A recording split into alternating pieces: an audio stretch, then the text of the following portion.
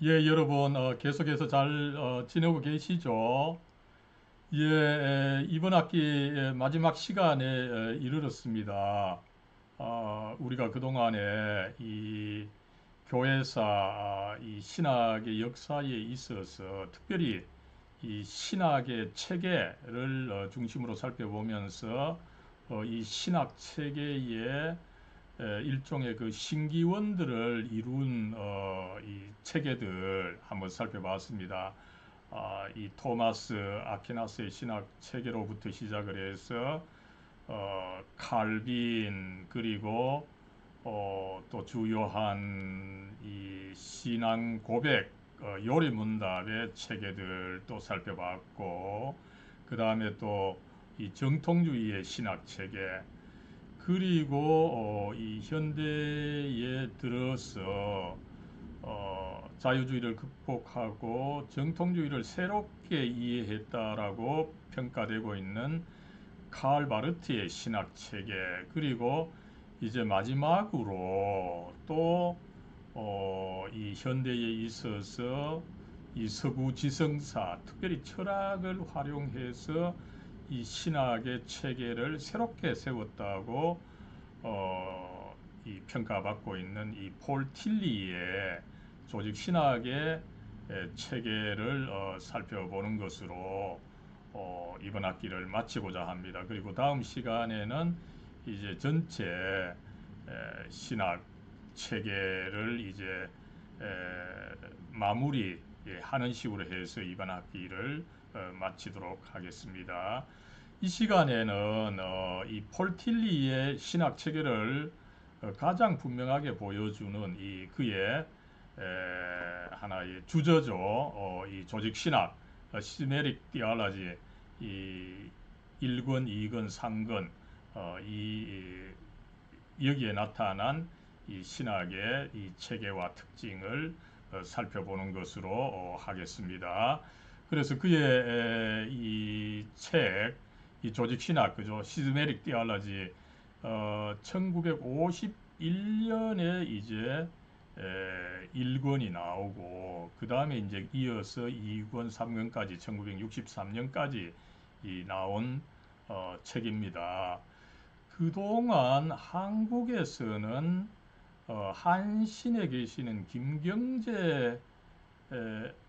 김경수 목사님이 이걸 한번 번역을 했고, 한 1900 아마 80년대 번역을 해서 절판이 되었고, 그리고 수년 전에 한들 출판사에서 이제 유장환 박사가 이것을 번역한 바가 있습니다만, 이건 역시 이 절판이 된 상태로 해서 이 한국에서는 이 번역판을 구하기가 쉽지 않게 되어버린 이런 문제가 있습니다만은 여러분 이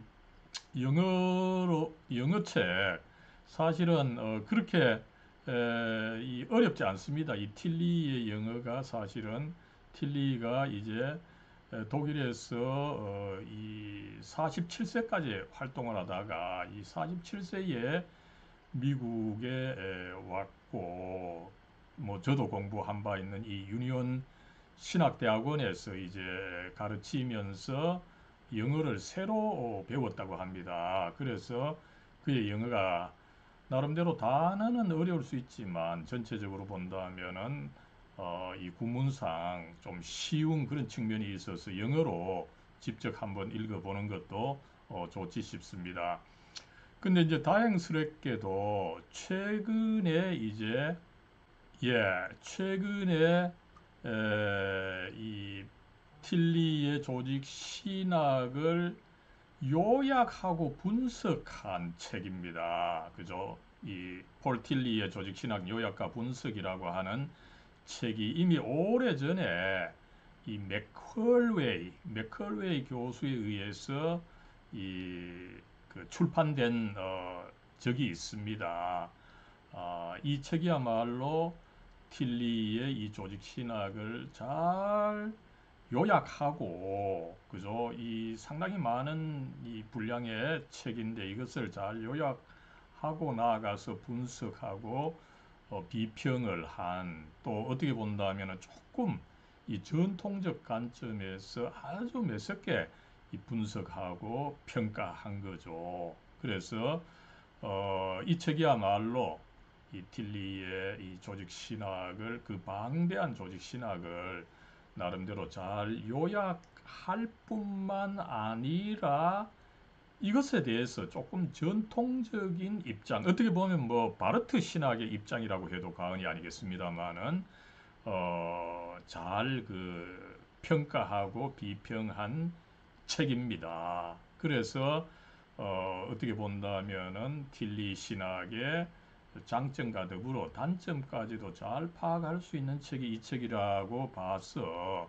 제 자신이 이번에 조금 노력을 해서 이 책을 곧 이 출판하게 되었습니다만 아마 다음 주에 그 책이 나온다고 출판사로부터 연락을 받은 바가 있습니다. 아무쪼록 이 틸리의 조직 신학을 우리가 동양 사람이 읽기에는 굉장히 그 힘든 점이 있습니다. 이따 한번 말씀을 드리겠습니다만 틸리는 이 서구의 지성사, 그죠?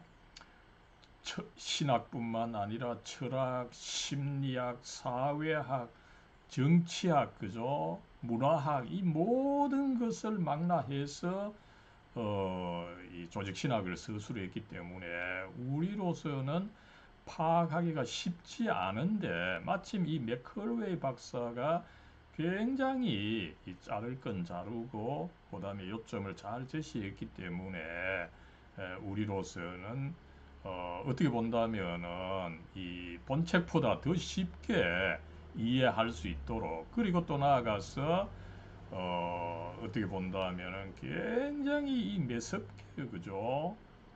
이 평가 까지 한 이 책이야말로 우리 이 한국 교회에 굉장히 그 도움이 된다고 생각을 했기 때문에 이 제가 한번 번역을 했던 것입니다. 다음 마지막 마무리하면서 이 책이 나오면 제가 다시 한번 소개를 하도록 하겠습니다. 예, 그랬을 때 여러분 이 틸리의 조직 신학, 그죠? 이 1권, 2권, 3권으로 구성이 되어 있죠. 뭐 전체 쪽수로는 그렇게 많지 않습니다. 그죠? 어, 1권이 한 300쪽, 2권이 한 200쪽, 3권이 뭐 한 500쪽 되나 전체 1000쪽이 안 되는 뭐 바르트에 비해 본다면은 어, 양이 참 어떻게 보면 적은 이 분량의 그 책이죠.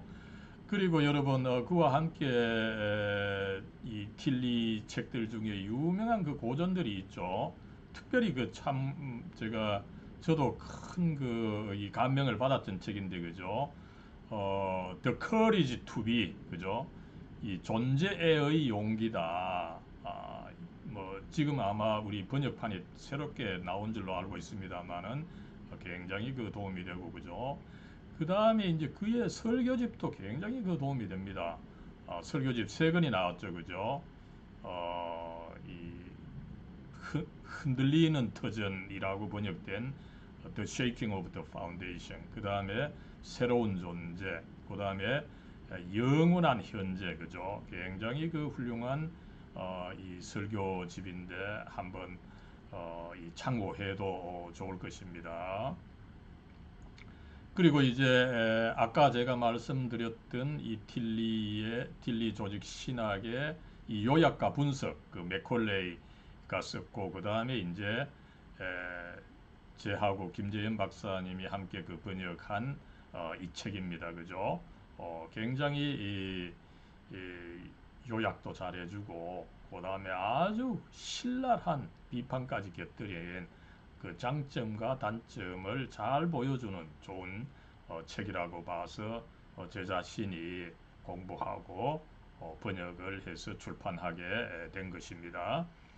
예, 그렇다면 이제 여러분 이 틸리 조직 신학의 체계와 특징 이제 본격적으로 한번 살펴보는데 먼저는 이 조직 신학 3권의 내용이 과연 어떻게 구성이 되어 있는지를 한번 살펴보도록 하겠습니다. 그래서 여러분들은 혹시 그 흥미로운 어떤 주제가 있는 것을 확인을 하는데 그게 이제 몇 건 몇 부에 있느냐 그것이라도 대략 알아야 그 책을 찾아서 볼 수 있기 때문에 전체 이 목차, 이 구성을 한번 살펴보는 것이 도움이 되는 것입니다. 먼저 제1권에는 이제 서론과 제1부가 나오는 1부, 2부가 나오는데 그죠? 먼저 서론은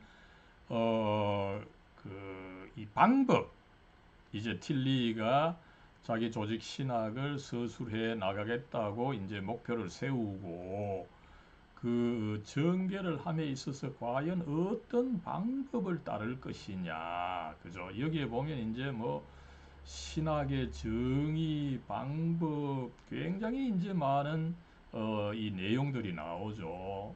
그래서 그 중에서 이제 제일 중요한 부분이 바로 이 상호 연관의 방법이죠. 인간의 어떤 그 질문, 인간의 상황과 그 상황에서 제기되는 질문을 먼저 분석을 하고 여기에 이제 그 답이 되는 것으로서 이제 계시를 이제 하나님의 어떤 그 답, 그 신학적인 답, 그죠?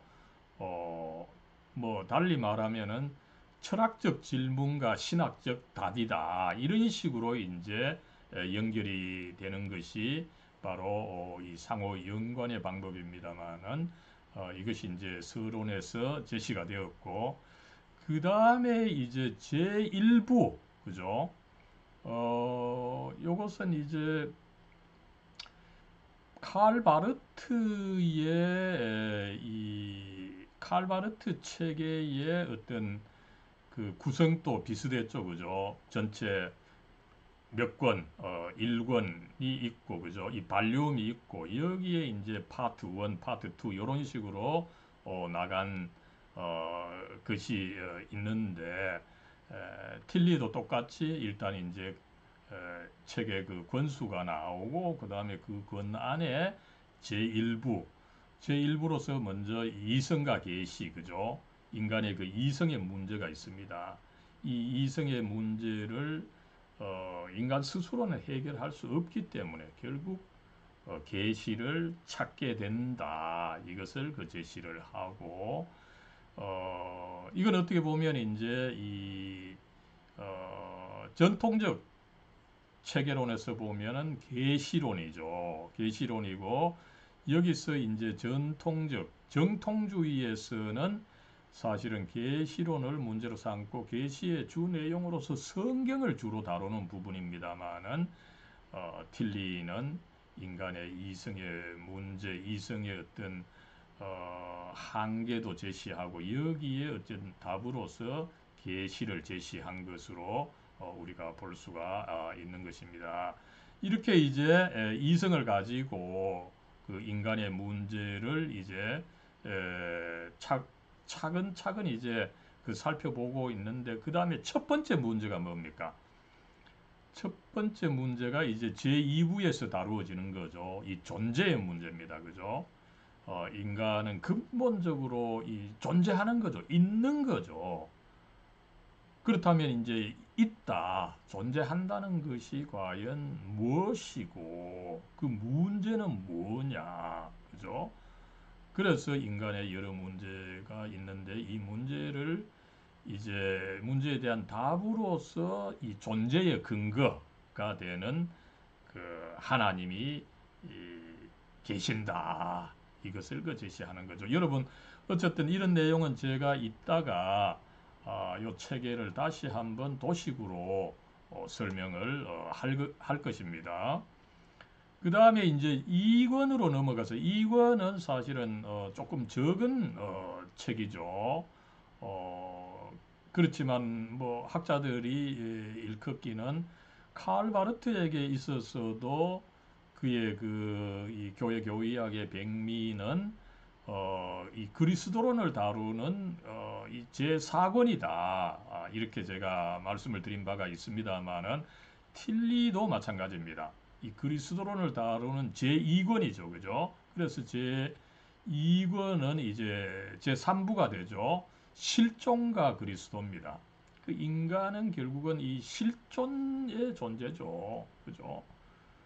그러다 보니까 그럼 이 실존이 뭐냐? 본질로부터 분리가 된 것이다. 그죠?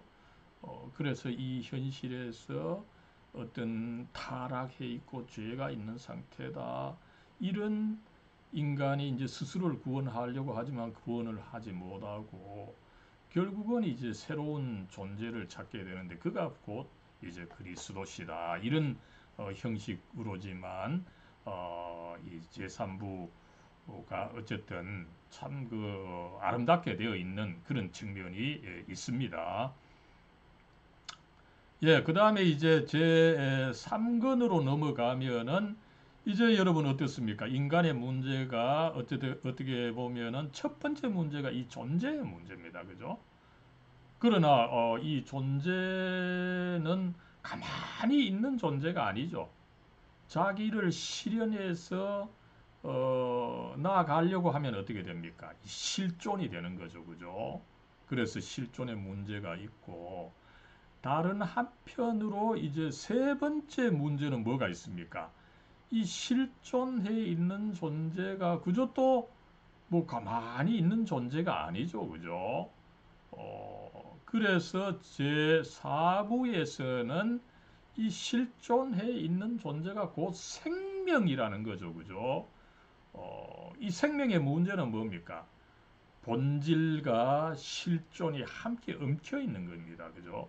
이상과 현실, 선과 악, 그죠? 이런 것이 함께 엮여 있기 때문에 어떤 그 문제가 많은 그런 어떤 실체로서 이 생명이라는 거죠. 그리고 그러다 보니까 어떻습니까? 이 선과 악이 함께 맞물려 있기 때문에 이것이 뭐가 선이고 뭐가 악인지 구분하기가 굉장히 어렵습니다. 그 현실에서뿐만 아니라 어제 악이 오늘 선이 될 수 있고 오늘 선이 내일 악이 될 수 있고 그죠? 이런 이제 문제가 틀리는 한마디로 이제 모호하다는 것입니다. 모호하다. 그죠? 그래서 이 생명의 특징은 모호성이고 결국은 이 모호성을 이기기 위해서는 어떻게 됩니까? 자기를 초월해서 어떤 어, 그, 자기를 초월해서 어떤 자기의 그 선과 악을 그 함께 받아들일 수 있는 그런 어떤 특별한 상황이 필요한데 그것이 성령의 현존을 통해서 가능하다는 거죠. 그래서 이 생명의 문제를 다루면서 성령을 다루고 이제 마지막으로 문제가 뭡니까, 여러분? 그죠? 존재, 실존, 그죠? 그 다음에 이 생명. 그리고 문제는 이 뭡니까? 이 생명은 또 혼자 있는 것이 아니죠. 혼자 있는 그 이 생명은 뭐 인간 생명 특별히 그죠? 인간 혼자 있는 인간 그죠? 우리가 뭐 산속에서 혼자 어, 지낸다 하더라도 서바이브 한다 하더라도 한 세대뿐이죠. 이것이 지속적으로 인간 삶이 이어지려고 하면은 결국은 한 사회, 한 사회로서 완전한 사회가 되는 한 국가가 필요한 것입니다. 그래서 인간 현상을 다룰 때는 필히 이 국가의 삶, 그죠? 국가의 삶도 뭡니까, 여러분? 단순히 현재만 있는 것이 아니죠, 그죠? 과거와 현재 그리고 미래로 나아가는 것이 함께 있어야 참된 국가가 되는 것입니다. 미래가 없는 국가, 그죠? 곧 소멸을 하게 되는 것이죠. 그러면은 뭡니까? 이 국가의 삶인데 과거와 현재와 미래가 함께 있는 삶이 있는 국가의 삶이 바로 역사다라는 것입니다. 그죠? 그런데 여러분 이 역사도 어떻습니까? 역사도 결국은 이 제국을 본다면은 그죠? 이미 이 476년에 멸망한 로마 제국 그죠? 그리고 또 다른 이 많은 이 제국들을 볼 때 어떤 문제가 애매한 것입니다. 제국이 제국대로 잘 되어 간다라고 하지만 거기에 또 내적으로 외적으로 억압이 있고 그죠? 그러다 보니까 결국은 역사도 그 애매한 것이다. 결국은 이것을 또 해결하는 것이 뭡니까? 아, 이 역사가 자기 스스로는 완성될 수 없거든요. 역사가 자기를 초월해야 된다는 거죠. 초월할 때 이루어지는 것이 바로 이 하나님의 나라다. 그죠? 그래서 마지막을 이제 역사와 이 하나님의 나라, 이 문제를 다룸으로써 틸리는 인간에게 있어서 근원적인 문제점, 질문들, 그죠? 이성의 문제, 존재의 문제, 실존의 문제, 생명의 문제, 역사의 문제, 그죠?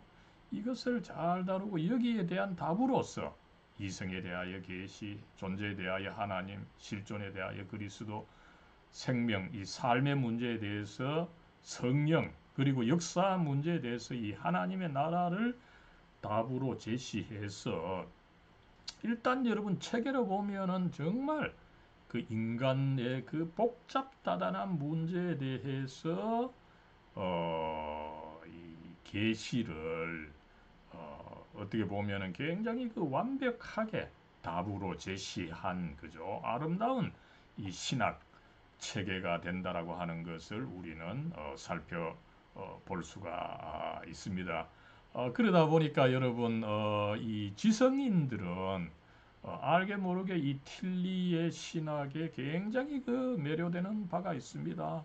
저도 사실은 이 학부와 대학원 시절에는 이 틸리 신학에 매료가 되었고 또 나아가서 여기서 이제 또 뭐 바르트로 넘어갔다가 다시금 이제 이 청교도 정통주의로 좀 넘어오게 됐습니다만은 그러나 나름대로 이 틸리 신학의 장점이 있습니다. 이것을 제가 마지막에 다시 한번 설명을 드리겠습니다만은 우리가 틸리 신학도 제가 뭐 계속 강조하는 대로 원 오브 댐으로서 그죠? 여러 신학자들 중에 한 사람으로서 그의 장점을 적절히 취할 수 있다면은 우리가 굳이 이 틸릭 신학을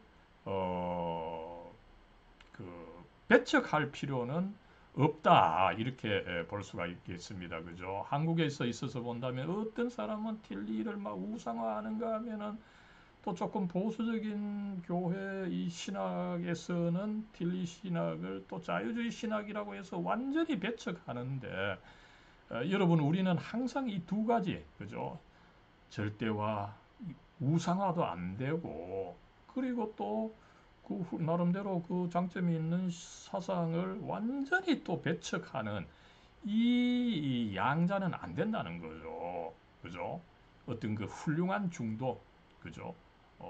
그런 입장을 취하는 방법이 이 원오브댐으로 대하라는 것입니다. 그래서 아무쪼록 이 틸리 신학 뭐 단점도 있지만 나름대로 장점도 있기 때문에 마지막 우리가 이것을 한번 제대로 살펴보고자 하는 것입니다.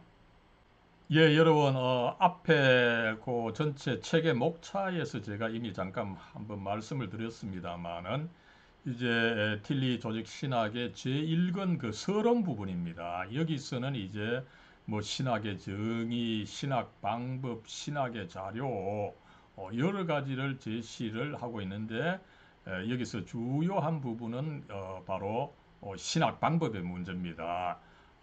이미 뭐 많이 알려져 있는 대로 이 틸리 신학의 그 방법은 상호 연관의 방법이다. 이렇게 알려져 있죠. 그 method of correlation. 그죠? 예, 여기서 이제 상호 연관, correlation 서로 연결을 시킨다는 것입니다. 그죠?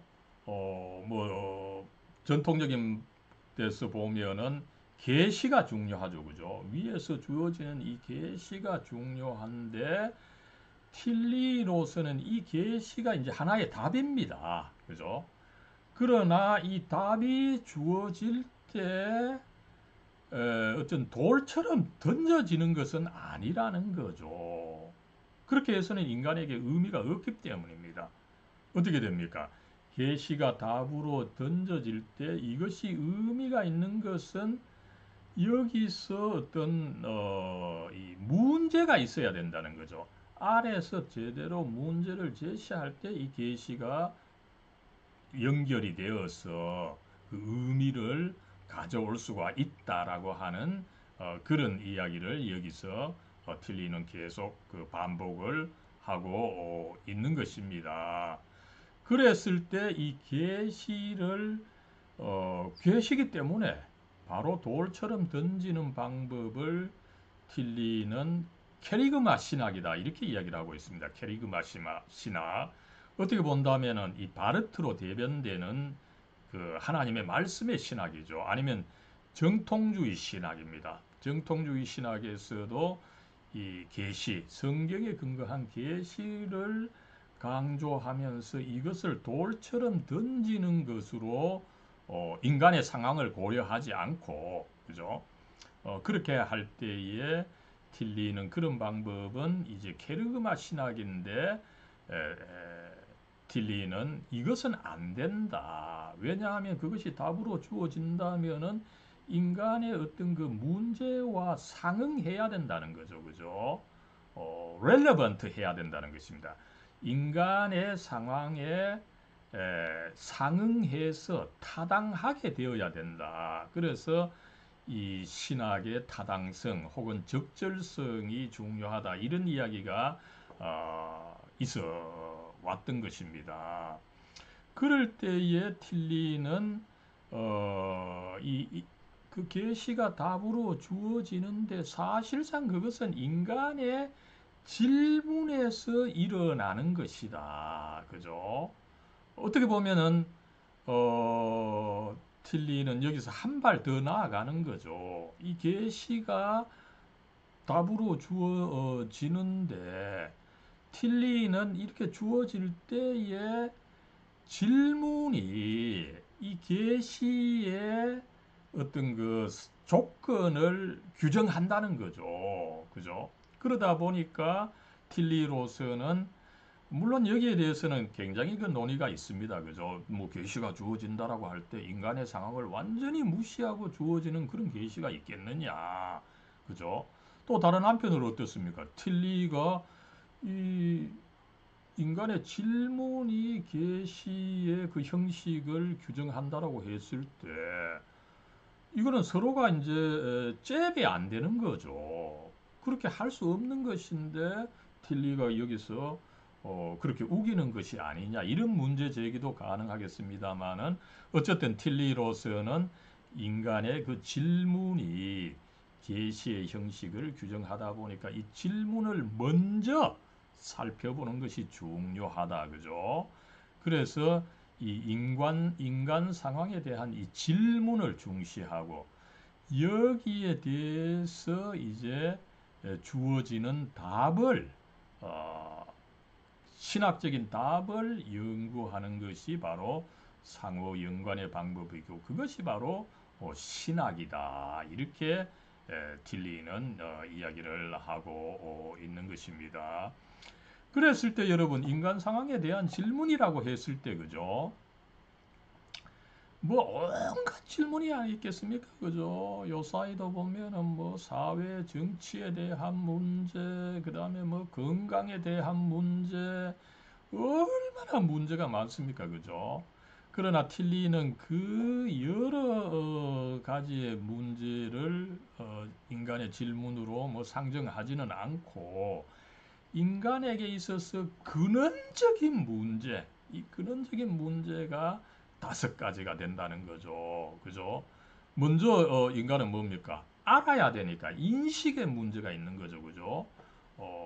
그 인식의 문제를 다루는 이성의 문제가 있고 또 그리고 이미 뭐 목차에서 살펴봤죠.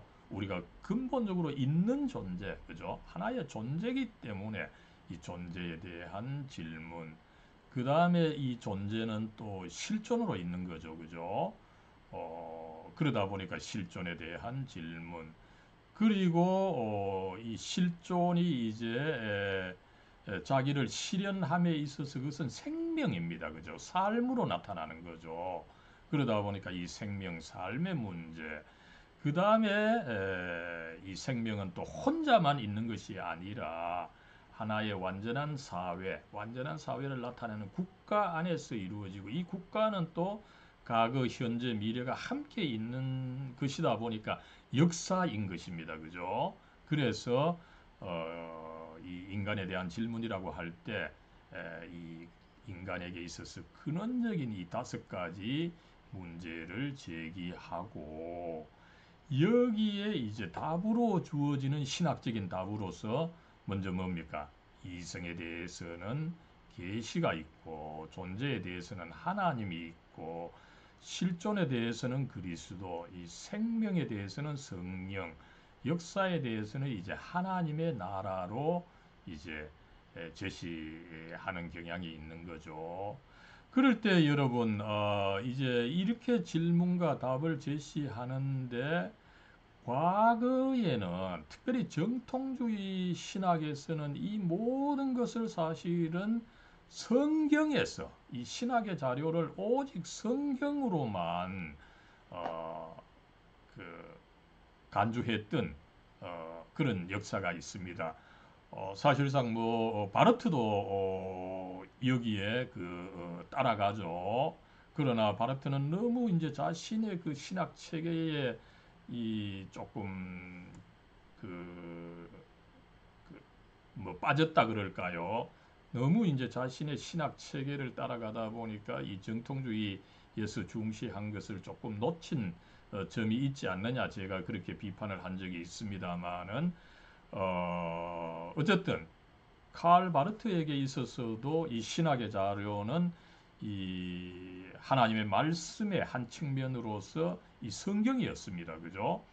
그런데 이 틸리에게 있어서는 여기서 이미 상당히 그 다른 신학 방법이 구사되고 있다는 것을 우리가 확인할 수가 있죠.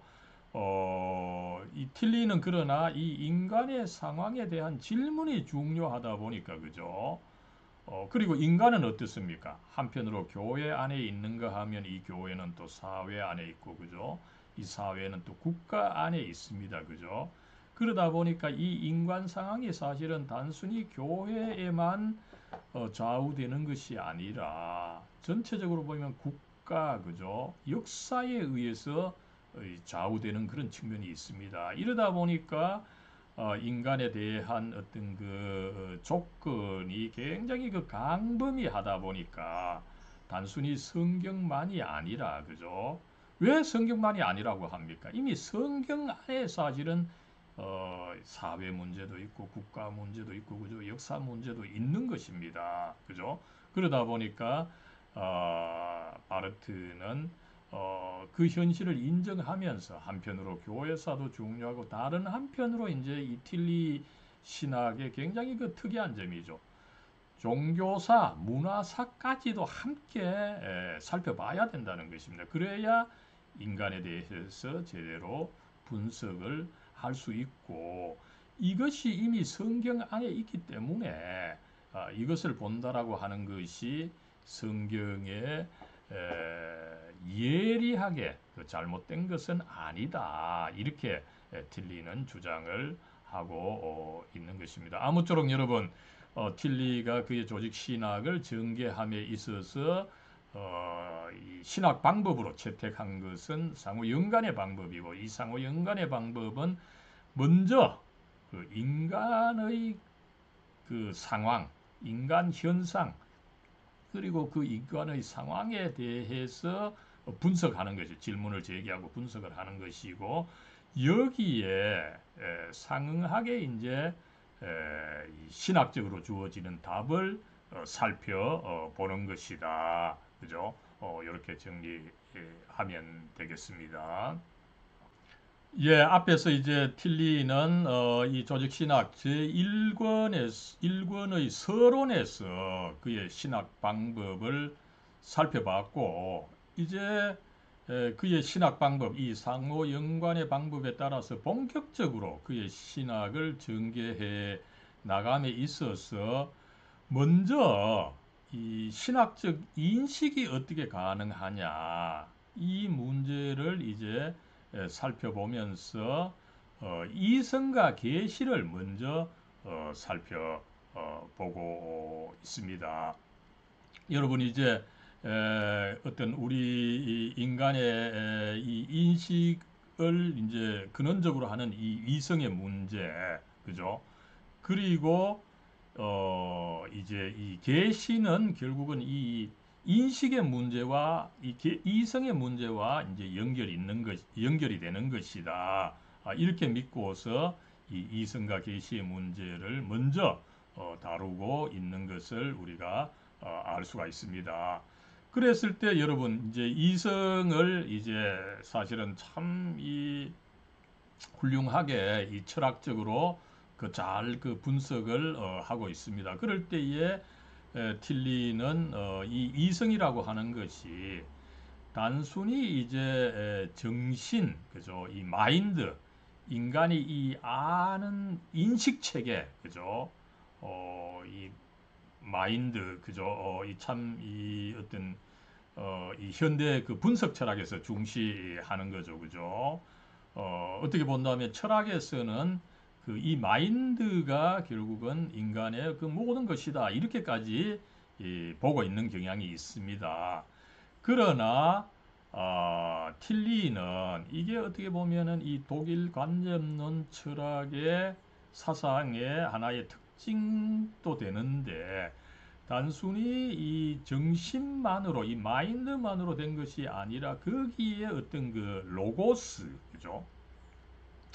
어떤 이 정신을 조금 넘어서 있는 그 이 실체의 구조를 반영하는 이 로고스가 있다는 거죠. 그래서 어 단순히 우리가 보이는 현상만 인식하는 이 마인드를 넘어서서 참으로 있는 그 실체 혹은 그 실제 리얼리티의 구조를 반영하고 있는데 그것이 바로 이 로고스다. 여러분 여기서 이제 이 로고스는 소문자 로고스임을 어, 주목을 해 주십시오. 그죠? 그랬을 때 이 소문자 로고스는 뭡니까? 참으로 있는 이 실제 이 대문자 로고스를 반영하고 있다는 거죠. 그죠? 그래서 인간은 결국은 이 로고스를 가지고 참 진리, 말씀, 결국은 뭐 하나님입니다. 그죠? 그 대신은 이 로고스, 대문자 로고스를 파악할 수 있는 어떤 그 능력이 인간 자신에게 주어져 있다. 그죠? 인간에 대해서 이 정통주의에서는 이것이 죄로 인해서 이 회파가 되었다. 그죠? 그래서 그 스스로는 이 하나님을 알 수 없다라고 보지만 틸리는 이런 점에 있어서 이제 조금 자유주의 경향을 틸리가 보여주는 것을 우리는 알 수가 있습니다. 그러나 다른 한편으로 뭡니까? 인간은 모두가 이 로고스가 있기 때문에 나름대로 또 노력을 하면은 이 큰 로고스, 이 하나님 로고스를 또 파악할 수 있는 어떤 그 상황에 있기 때문에 이것을 통해서 또 이 전도를 또 쉽게 할 수 있는 그런 이 장점도 있음을 우리는 또 파악을 해야 되는 것입니다. 그랬을 때 여러분 이렇게 이제 인간이 이성을 가지고 있는데 이 이성에는 어떤 문제가 있습니까? 좋은 점도 있지만 이 이성의 어떤 그 한계가 있는 거죠. 그 한계를 틸리는 이제 세 가지로 제시를 하고 있습니다. 먼저 이제 이 자율과 그 타율의 문제죠, 그죠? 인간은 자기 스스로 내적으로 모든 어떤 그 척도가 있다고 믿고 인간의 문제를 해결해 나가려고 합니다. 그죠? 그러나 제가 또 내 나름대로의 척도를 이야기하면 남은 또 어떻게 됩니까? 남 역시 또 그렇게 되다 보니까 결국은 이 자율과 타율, 그죠? 이 타율은 특별히 여러분 뭐 단순히 남이 자기 자신을 또 어떤 절대화하고 기준으로 제시하는 이런 것뿐만 아니라 사실은 율법이나 그죠? 전통 이런 거를 중시하는 것입니다. 그죠? 그러나 어쨌든 이것이 또 인간의 각각 상황은 다르다 보니까 이런 어떤 율법과 전통을 중시하는 것이 자율과 마찰을 빚게 된다는 거죠. 그죠? 그리고 또 나아가서 어떤 문제가 있습니까? 이 상대주의와 절대주의 문제입니다. 그죠? 이 절대적인 가치, 그죠? 이 성경이 중요하다 이러면 아니다. 이 성경은 다 어떤 시대마다 다르고, 그죠? 또 장소마다 다르고, 또 개인마다 다르기 때문에 상대화가 돼야 된다, 그죠? 오늘날 이제 시대를 여러분 포스트 모던 시대라고 합니다. 모든 시대에는 이 성경 아니면은 또 전통 이런 것이 절대적으로 중요했고 그것이 통한 사회였습니다. 어떻게 보면 지난 세기, 지지난 세기죠. 그러나 현대에 있어서는 뭡니까? 이 지구화가 어떤 그 글로벌라이제이션이 이제 되면서 그죠? 이 절대주의가 이제 더 이상 통용되지 않고 오히려 상대주의가 강해진 이런 그 포스트 모던 이 상대주의 사회가 되어 왔기 때문에 이 절대주의와 상대주의 지금 뭐 우리나라에서도 얼마나 이 갈등이 그 심합니까, 그죠? 그리고 이제 세 번째로는 또 뭡니까? 이 형식주의와 감정주의의 어떤 또 갈등이 있다는 거죠. 그죠? 여러분, 주로 이제 뭐 남성이나 그죠? 이 기득권은 형식을 중요합니다. 그죠? 이 형식과 어떤 전통, 예절, 이것이 없으면 결국은 사회가 무너진다. 이러지만 그게 뭐 있더라도 감정이 또 맞지 않으면은 또 안 되는 거죠. 그죠? 그러다 보니까 이 인간이 이성을 강조하지만 이 이성이 전개되는 과정에 있어서 이 자율과 타율의 갈등, 그 다음에 상대주의와 절대주의의 갈등, 형식주의와 감정주의의 갈등이 있어서 결국은 자기 스스로, 이성 스스로는 해결할 수가 없다. 그렇게 믿을 때에 어떻게 됩니까? 결국은 오히려 그 인간의 이 이성, 특별히 이 로고스의 문제를 해결하는 어, 어떤 실체적인 그 로고스, 그죠? 이 신의 로고스가 그 필요하다는 것을 알 수가 있는 거죠. 그럴 때 이제 중요한 것이 뭡니까, 여러분? 이제 틸리가 그 쓰고 있는 말의 그 뭐 특징적인 말 중에 그 하나죠. 이성의 깊이다. 그죠? 이제 이런 갈등을 경험하면서 이성을 이제 깊게 이제 파고 들어가 보는 거죠. 그래서 이성의 깊이까지 깊은 이성, 그죠? 그 이성의 어떤 바닥까지 아니면 최상층까지 올라가게 될 때에 결국은 이 로고스가 대로고스가 있다. 그 신이 있다. 하나님이 있다. 그거야말로 참된 그 실제다. 그죠? 이것이 이제 있게 되는데 이것이 이제 계시로 주어지게 된다는 거죠. 그죠? 그래서 자기의 이성을 넘어서서 이 로고스, 델로고스, 그죠? 실제, 그죠? 참 있는 거, 그죠? 그 하나님입니다. 그죠? 하나님을 만나게 될 때에 그 자기를 여러분 벗어나는 거죠. 그죠? 자기를 벗어나는 것, 탈아경입니다.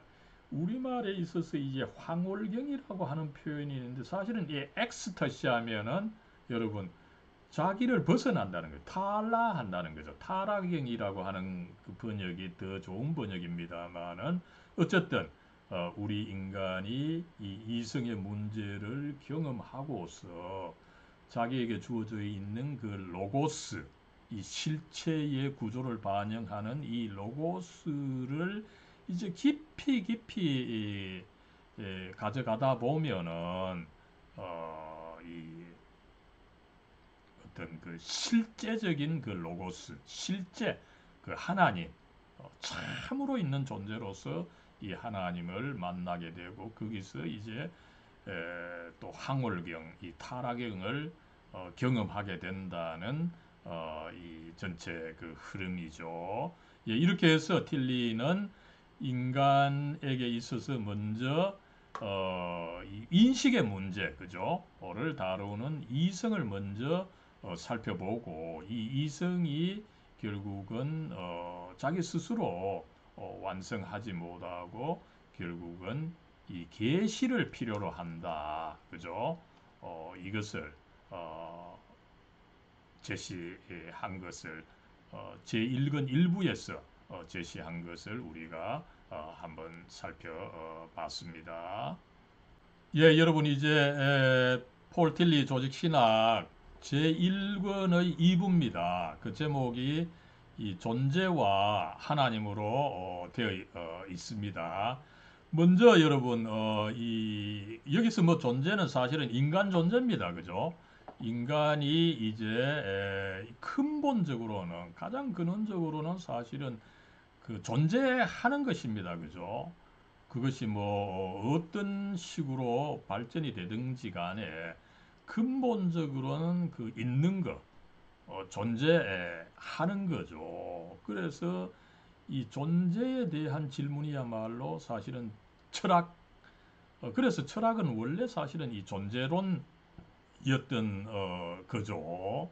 그러다가 현대에 와서는 인식론, 뭐 분석 철학이 중요하게 됐습니다만은 근원에 있어서는 이 존재의 그 문제를 다루는 것입니다. 그죠? 그랬을 때 이제 이 존재가 과연 이제 무엇이냐 이 분석을 틸리는 이 서양의 그 존재론 철학에 도움을 받아서 잘 그 분석을 하고 있는 거죠. 그래서 이제 이 존재가 과연 이제 어떻게 있느냐 이것을 설명하면서 먼저는 이 존재의 범주 네 가지를 이야기하는 거죠, 그죠? 이 인간 존재는 여러분 신이 아닙니다. 영원히 있는 것이 아니죠. 시간 안에 있고 또 작은 공간을 차지하고 있고 또 인과성의 지배를 받습니다. 이 인과성을 넘어서는 것은 사실은 뭐 천사나 신이죠, 그죠? 그리고 또 이 고스트가 아닙니다, 그죠? 실체를 가지고 있죠, 그죠? 그래서 이 존재의 범주 네 가지를 제시를 하는데 이 네 가지 범주 안에 있는 인간 존재가 또 어떻습니까? 혼자 있는 것은 아니죠. 그죠? 혼자 있는 것은 있을 수도 없고 의미도 없는 것입니다. 그럴 때 어떻게 있습니까? 그것을 이제 이 존재론적 요소들이 있어야 되는 거죠. 어떻습니까? 먼저 여러분 내가 개인으로 있지만 내 혼자 또 있어서는 안 되는 거죠. 남들과 함께 있는 것입니다. 그죠? 내 혼자 있어야 되지만 또한 내 혼자 잘 있으려고 하면 남들과 관계, 이 참여를 잘해야 되는 거죠. 그죠? 그리고 또 내가 살아 있어서 그죠? 강하게 살아 있어서 역동성을 가지려고 하면 어떻게 됩니까? 아무렇게나 흔들리면 그 역동성을 오래 가지 못하죠. 형식 속에서 역동성을 가져야 됩니다. 그죠? 이것은 자유도 마찬가지죠. 내가 자유가 있다고 해서 마음대로 막 하면 그거는 방임이 되고, 그죠? 이 자유, 또 그리고 제가 뭐, 이 대구 출신이다. 아니면은, 그죠? 이미 뭐, 나이가 좀 있다. 그죠? 이런 어떤 그 또 남자다, 그죠? 이런 그 운명이 있습니다. 운명 가운데서 자유인 거죠, 그죠? 그래서 이 틸리는 이 존재가 이런 그 존재론적인 요소 안에서 나름대로 그 존재하며 또 나아가서 자기를 발전시켜 나가는 거죠. 그래서 여러분 이런 이 존재론적 요소들 이것을 통해서 우리는 한 사회, 한 개인을 굉장히 그잘 분석할 수 있는 그 장점이 있죠. 그죠? 어떤 사람은 혼자 있기를 좋아하면서 개체화를 좋아하는 것, 어떤 사람 또 관계를 좋아해서 참여를 좋아하는 사람이 있고, 그죠? 또 어떤 사람은 뭐 형식을 좋아하고, 어떤 사람은 역동성을 좋아하고, 또 어떤 사람은 그 운명을 좀 뭐 중요하게 안 여기고 자유를 중시하고 있고, 그죠? 어떤 사람은 또 운명에 또 매여 있는 사람이 있습니다. 그죠? 그랬을 때 아무쪼록 한 존재가 건강하게 존재하려고 하면 이 존재론적 요소를 다 가지고 있어야 됩니다. 개체화도 잘해야 되고 참여도 잘해야 되고 그죠? 아주 뭐 역동성 있게 살아가려고 하면 형식을 또 가져야 됩니다. 그죠?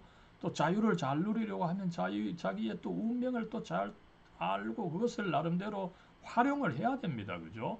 그래서 이런 그 인간 존재 분석의 유용한 틀을 제시하고 있는 것을 알 수가 있습니다.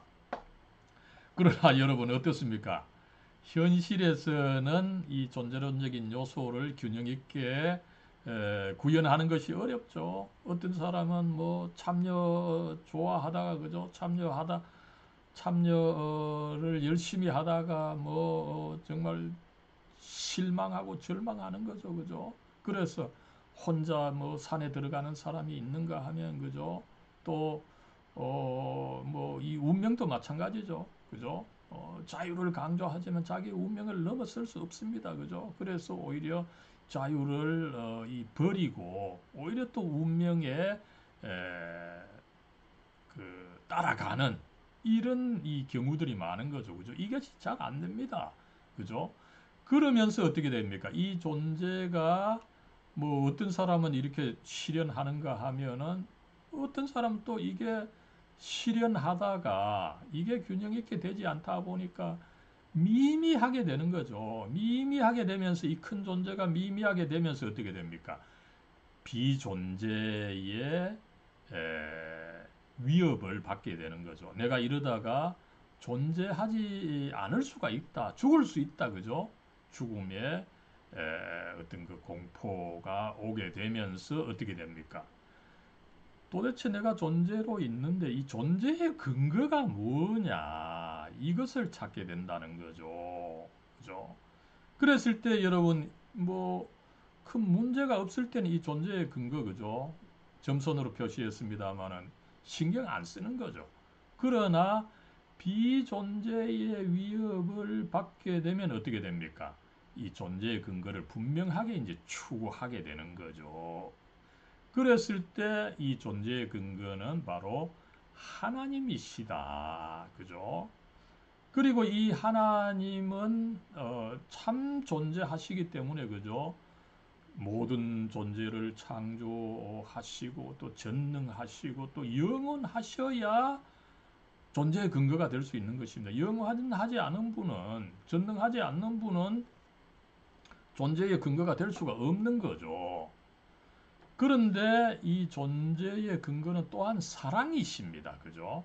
그러다 보니까 여러분 내가 이렇게 작은 존재라 하더라도 존재의 근거가 되시는 하나님께서 사랑으로 이 작은 나를 받아주시, 억셉트 한다는 거죠. 그죠? 이 틸리가 중요하게 쓴 말이죠. 억셉트. 그죠? 나를 이렇게 받아주시다 보니까 또 나는 미미한 존재지만 어떻게 나를 또 긍정해서 살아갈 수 있는 용기, 그죠? 그래서 이것이야말로 이제 존재할 수 있는 용기, 존재의 용기자, the courage to be, 이거를 이제 틸리가 강조한 바가 있는 거죠. 예, 이렇게 해서 여러분 폴 틸리 조직신학 제1권 제2부에 있는 이 존재와 하나님, 그죠? 이 존재가 나름대로 존재를 계속 하다 보면은 이 존재론적 요소들을 균형 있게 가져가지 못함으로써 결국은 비존재의 위협을 받게 된다라고 하는 것, 죽음의 위협을 받게 된다라고. 그럴 때 이제 존재의 근거를 찾게 된다. 그 존재의 근거가 바로 이 하나님이다. 그래서 이 존재와 하나님 재미있게 이 풀어간 것을 한번 살펴봤습니다.